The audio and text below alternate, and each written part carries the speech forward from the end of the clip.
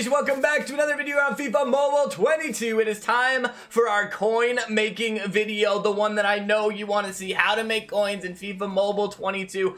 So with a brand new market system, the player-to-player market that we have this season, there's a lot of changes, and it definitely takes a little bit of time to get used to. So we've been doing a whole bunch of sort of investigating into it, trying out different things to find the best tips and tricks, and to break down absolutely everything you need to know about the market in FIFA Mobile 22. And then obviously to use a market, you kind of probably need some coins to buy the players on the market. So we're also going to show you some other ways that you can make coins in this game as well. So sort of the best events to grind, the best place to put your focus on as you're starting out in this game in FIFA Mobile 22. Now the first thing about the market is you do need to get to level 5 to unlock it. I believe you can also get to one of the mobile master quests to unlock that as well. But since I unlocked it from level 5, I'm not 100% sure which mobile master quest, or even if it is a mobile master quest that unlocks it. But for sure level 5 will get you the market unlocked, and then you can start the buying and selling players. Alright, so first thing we got is the market here, and just very briefly I want to show you all the different screens we have on it. This recommended tab just gives you a bunch of random players that come up each time. Every time you refresh, it's going to be a different grouping of players. So it's not like necessarily like the best deals of players or something like that. It's really just random players to kind of be like, hey, that's an interesting player, I didn't know they're in the game. I'm going to try and check out that card, maybe add to my watch list. If you want if there's a card you want to like keep on your list to kind of just keep an eye on, you can click this little button here, and that adds them to the watch list. So if you go into here, the watch list here shows all the players that I'm keeping an eye on right now. So you can take players on and off just by flicking this switch on and off right there. So the other thing we have is you have your players. So these are all the players that you are able to sell on the market. Unlike the market before, you don't have multiple copies of each player. There is one of every player in this. And this gets a little bit confusing when you go into the search part. And let's look at an example. A good example of this is in the New Beginnings promo.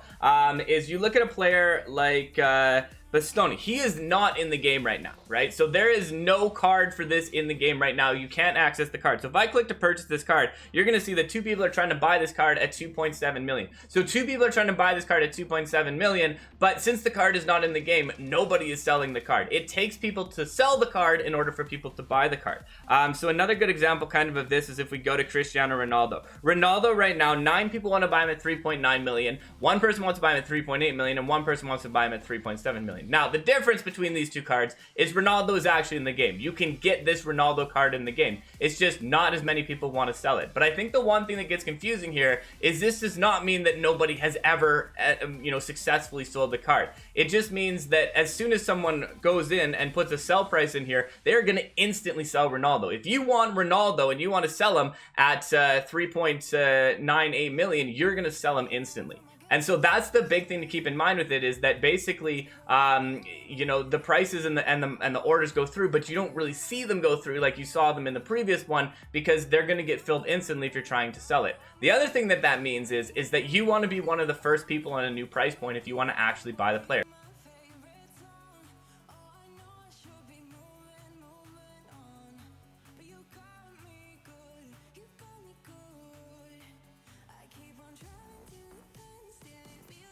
For example, right now, if you are the 9th person on this one to try and buy Ronaldo, it's very unlikely that 9 people are going to try and sell Ronaldo. A lot of people want this card. They're trying to hang on to it to see if it's going to go up in value, or they're just using him on his team because he's one of the top OVR players in the game. So really helpful for verse attack and all those kind of things. If you're the first person, you might get him or you might not get him, but you have a much better chance if you're the first person of having that one person be like, you know what, I'm happy with Ronaldo, I'm happy with getting this amount of coins, I'm gonna sell him. So usually what I found in the past is like 1 or 2 in the new price range of these high in demand cards, there's a chance that you're gonna get him. Now, when I talk about that, you can notice here, and this is actually really good timing here, is that the price changes change. So right now the highest price is 4.9 million.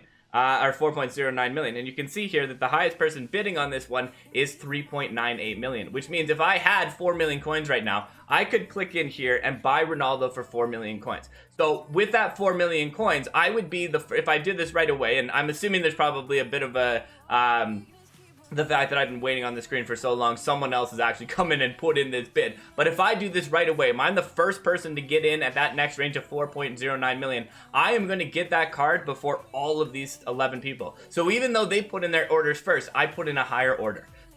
Okay, so that's the basics of the market. Anybody that is in the blue here, those are prices that people are willing to sell them at. Anybody that is in the red, those are prices that people are willing to buy it at. And you can see right there, someone has jumped on it, got that 4.09 million. You can see that those numbers will change. If all of a sudden that 4.09 million goes away, it either means somebody did sell it to them, or it means they withdrew their bid.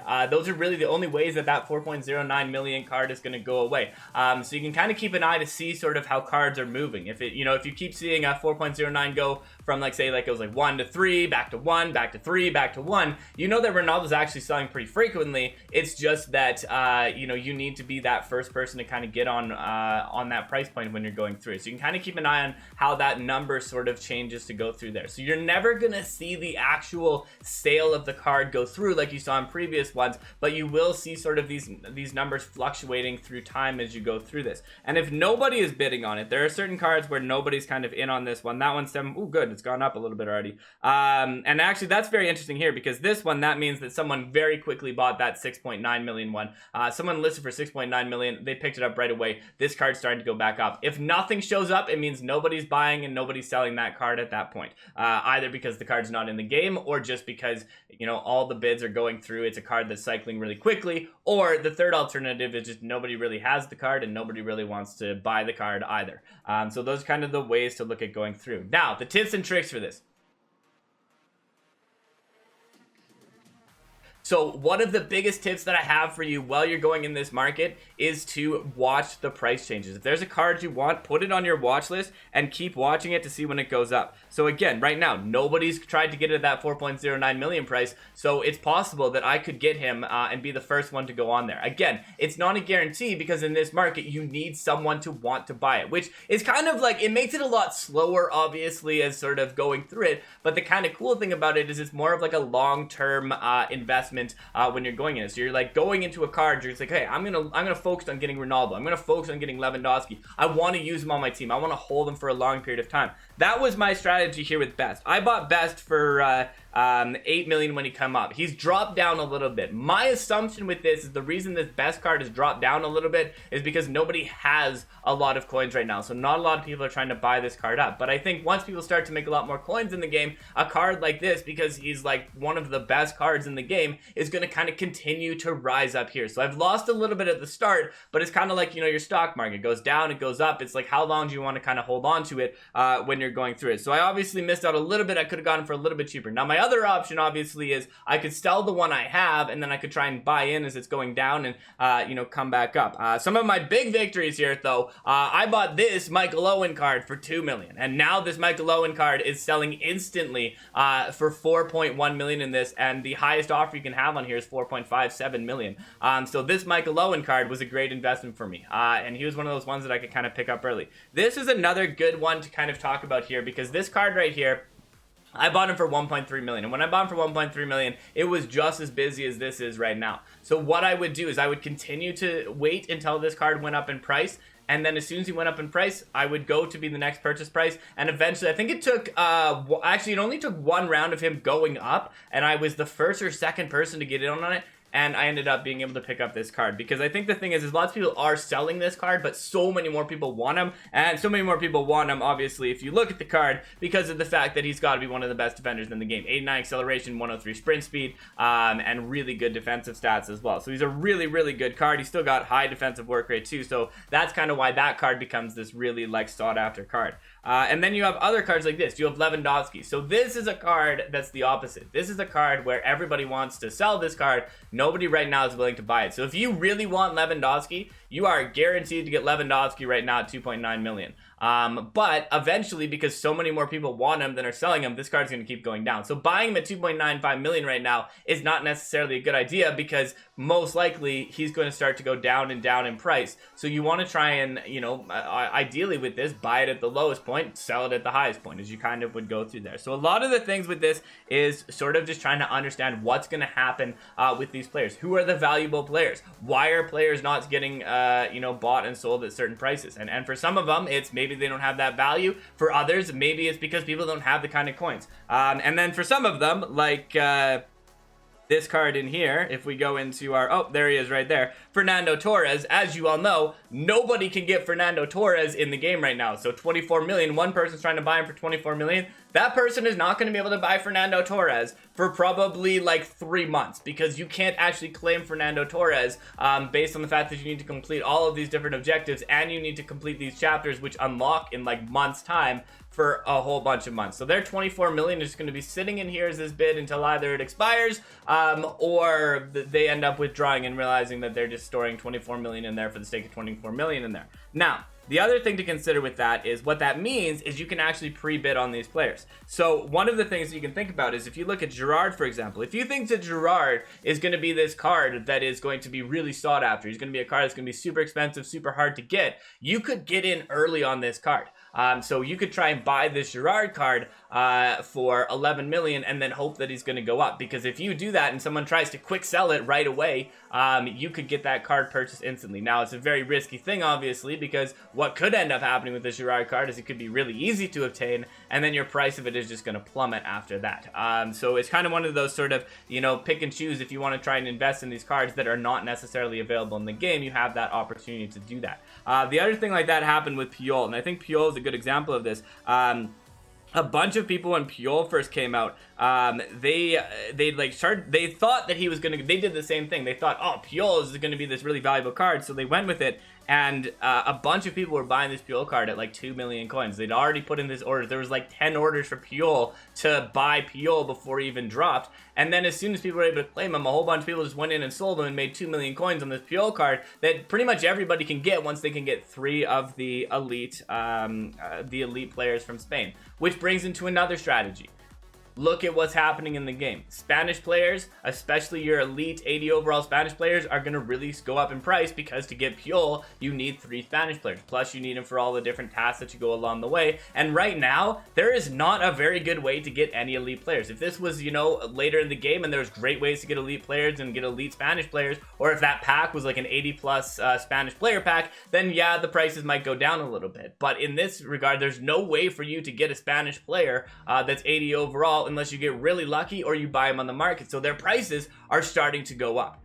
So that's one of the things when you're kind of trying to predict it. You want to try and predict what's going to make sense to kind of go up and down as we go out throughout the game there. If there's a card that you really, really want, and that was like we had with this card, always keep watching it to see when this jumps to the next range. We're not going to get this. You're never going to get this if you're that person at 1.69 million. It is pretty much impossible. Maybe in like a month's time, if this card crashes, you could get it if you're that 1.69 million person. But it's going to keep going up, and you're going to keep getting replaced by the next level up, the next level up, the next level up. So this person who did it for 1.65, they obviously just haven't realized that this price now has a new price point, or they were trying to see if they could, you know, somehow get really lucky and get them for a lower price. And as it keeps going up, you're going to keep basically getting that next opportunity. So what I like to do is basically keep refreshing it, going back through. I'm not sure what necessarily will 100% refresh it, so sometimes I like to just kind of, you know, put them on my watch list and then just kind of go in and out to keep loading it up and wait for this number here, this purchase offer, to go to a higher level and try and be that first person on that purchase offer. If you can do that,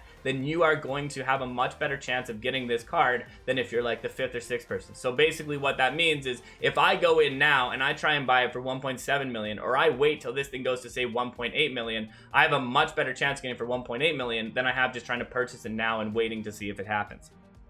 The other thing, like when you're looking at selling players, again, it's the same thing. Wait for that price point to go down. So here we're at 2.95. We have a much better chance of selling it if we go to the lower one.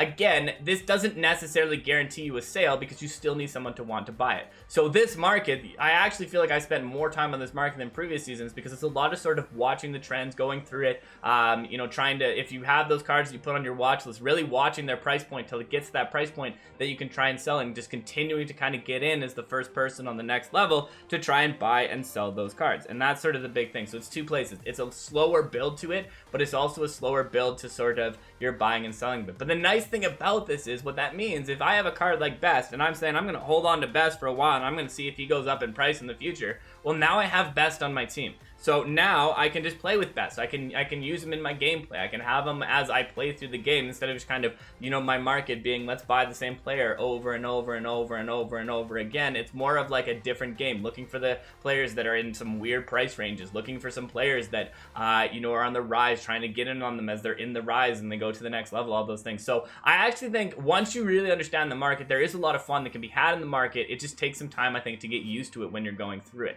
The last thing that I'll say about the market here is that sometimes it does come down to luck, and this is kind of the cool thing. So I packed Alphonso Davies. I actually packed Alphonso Davies in my leveling up ones, in my mobile master rewards. And the cool thing about this Alphonso Davies card is I looked at this card and right away I was like, okay, Alphonso Davies, he's a card that everybody's gonna want. He was 500,000 when I packed him. I held on to him, and now this card is everybody wanting him at 1 million coins. So first of all, if you pack Alphonso Davies and you want to make a quick million coins, you can sell that Alphonso Davies for a quick million coins, make that million coins, go into your other investments, do all those different things. If you don't want to sell that Alphonso Davies and you want to try and hold on to him and see what he does, that's what I did. I've been using him in game, I get to play with him, and I still keep an eye on him, just looking at how that goes. So make really big use of this watch list. This is really helpful to you. The other thing that I've done sometimes is I go into the orders here, and then I just kind of keep looking back through and say, hey, this one's 352. I'm gonna get on that one. That's the lowest price. So now hopefully I'll sell that card because he's the lowest one that's in there. 401, no lower than that. Again, look at this, 428, no lower. So I'm just gonna kind of leave the rest of them for now, but I have them. If you have players where you're like, they're never gonna sell, I just want the, you know, I want to cancel my order, all you have to do is just hit that little X in the top, and that's going to cancel out that order, and then you don't have to worry about those orders being in there anymore.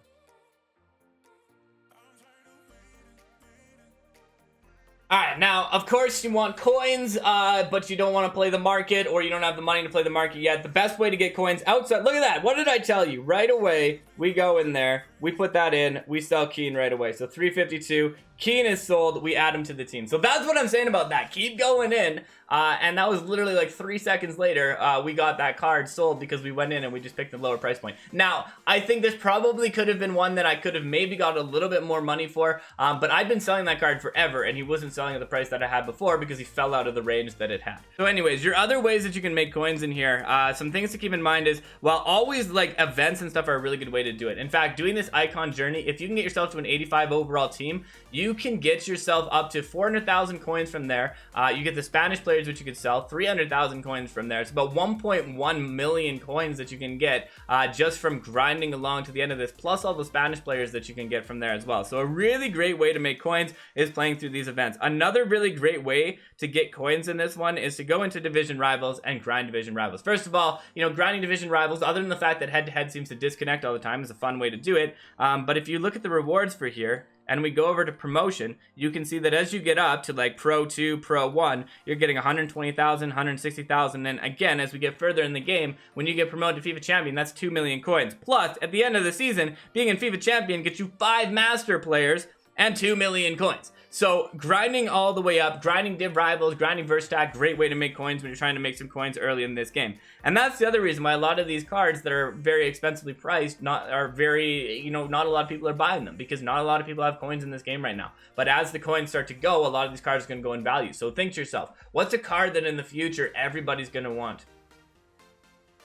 And the other thing to always be careful of and always keep in mind is that it's always a risk with it. You could have this card that is like, I could get this George Best card, be holding this George Best card, he could be starting to go up in value, and then all of a sudden they're like, hey, we're going to release this prime icon George Best, it's 100 overall, and then nobody wants that other George Best anymore. Those things can happen with this. You always got to be careful with it, and, you know, really sort of think about what's happening, and, you know, sometimes it is just like, hey, let's take a risk. But the other side of it is, buy the cards that you want.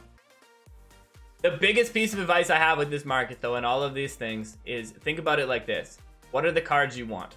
When I looked at trying to get that Lacroix card, I looked at that and I said, this is the defender of the game. This is the defender that I want on my team. I need this card on my team. Same thing with George Best. Oh my goodness, George Best. I really want George Best on my team. Michael Owen. Oh my goodness, I really want Michael Owen on my team. These were cards that I wanted to get. Because if it's cards I want to get, there's a good chance that a lot of other people probably also want to get that card, because there's probably a reason why I want them. They're the fastest player. They're the most skilled player. They're, you know, a player that is like sought after. They're an amazing player IRL.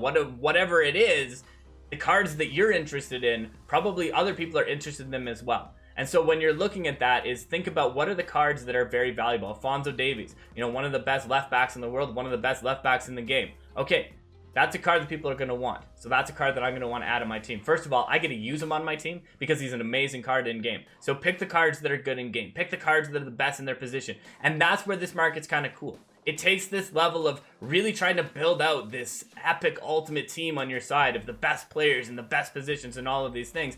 And you have to do it slowly because the market isn't just this quick thing that you can just buy and sell, manipulate a bot, all those different things. You have to put some patience in it. And that's the biggest thing. It's about patience, it's about a bit of luck, and it's about that persistence of looking to try and get the cards that you want. And once you get that down and once you get that figured out, you can kind of enjoy playing the game, holding these cards, holding your investments, holding some of the best players in the game, and then trying to get rid of them after. Yeah, it means that a lot of cards are maybe not going to hold value. Maybe you're not going to get a lot of value in some of these, you know, silver cards and gold cards and these kind of things unless SBCs come along or the exchanges come along that help you with that. But what you are going to get is you're going to get the cards that you love playing with, and the cards that like are game changing in here. You get to play with them and you get to hold them as investments. So I'm not just playing with these cards that I love. I'm holding them because also in the future they may be worth a lot of coins for me. And then I can buy other different cards that I love. So thank you for checking this out and thank you for stopping by. It's been a pleasure as always. Stopde out.